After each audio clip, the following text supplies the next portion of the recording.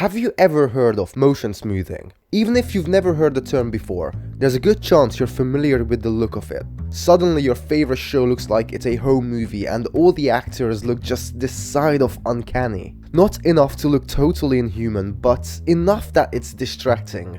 And just to quickly interrupt for a very big favor, like, subscribe, and enjoy the video. Thanks guys. Alright, let's get back into it.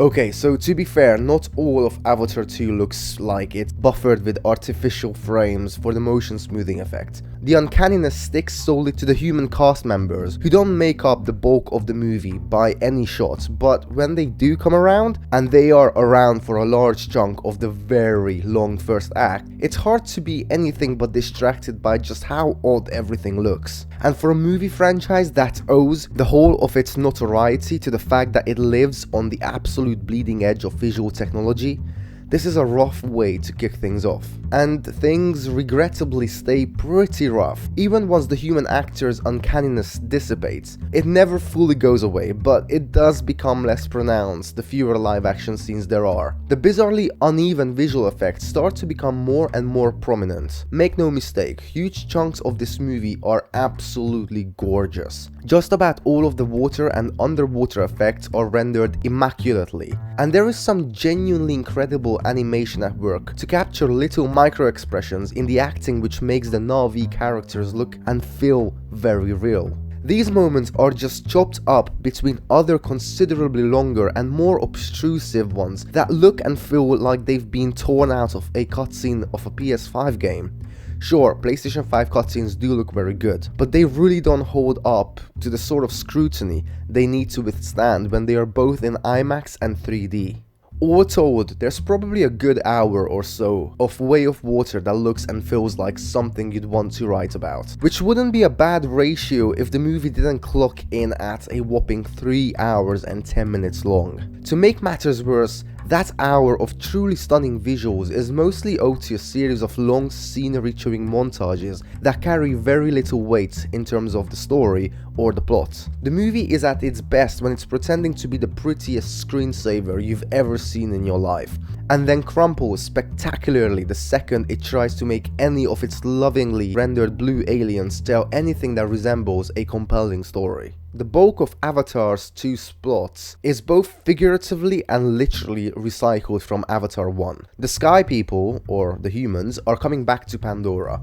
The evil marine villain, Stephen Lang, from the first movie is back too, along with his cliche-spouting platoon of evil marine cronies. There's a jumble of off-handed plot devices that made them return. At one point, it's because the Earth is dying and humans want to repopulate on Pandora.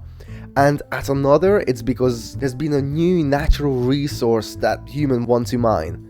I won't actually spoil what this is, but trust me, it's very bizarre. However, neither of these things actually matter. Instead, the story tries desperately to make us care about Jake Sully, played by Sam Worthington, and his family, his real Na'vi wife, Neytiri, played by Zoe Saldana, and his 5.5 Na'vi half-Avatar kids, including one played by Sigourney Weaver, which I absolutely do not understand why they casted a woman in her 70s to portray a 5-year-old alien kid. The problem is that Jake Sully is about as engaging and likable as a piece of driftwood. His and Saldana's chemistry as the central couple is as charming as a cartoon episode of Bob the Builder. Saldana is mostly relegated to being the savage mother bothered by her inability to understand the Sky People the way Jake does, getting very little dialogue outside of wailing and growling and hissing, disagreeing with just about all of Jake's choices. Meanwhile, the kids are all written to be overwhelmingly and obnoxiously human. The only Na'vi trait they have at all is their pointy ears and blue skin. Otherwise, they spend their time calling each other bro and generally acting like a pack of rowdy high schoolers you'd want to avoid at the bus stop.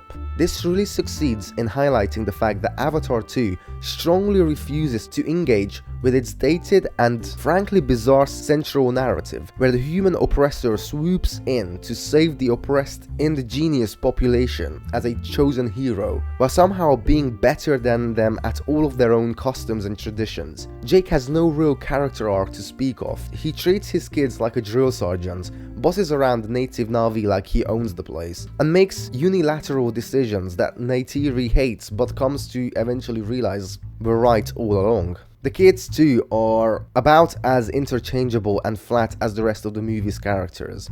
They exist mostly exclusively to become captives or to get into various perilous situations that prompt Jake to act. I honestly am not even sure if I could tell you any of their names confidently, despite having spent the last 3+ hours with them looming over me in the cinema. A handful of times Weaver's teenage character gets hints at her own subplot that could set her apart, but it never comes to fruition, and the movie leaves every question about her unanswered and unsatisfying. Way of the Water really gives the impression that what James Cameron is actually interested in with Pandora is the sort of thing you'd find in a National Geographic documentary rather than a blockbuster movie. There's infinitely more care and detail placed into moments of exposition about things like the ins and outs of whaling operations on Pandora than any plot critical character moment. The creature and tech design show clear thought and care. Even the differences between the forest Na'vi and the reef Na'vi are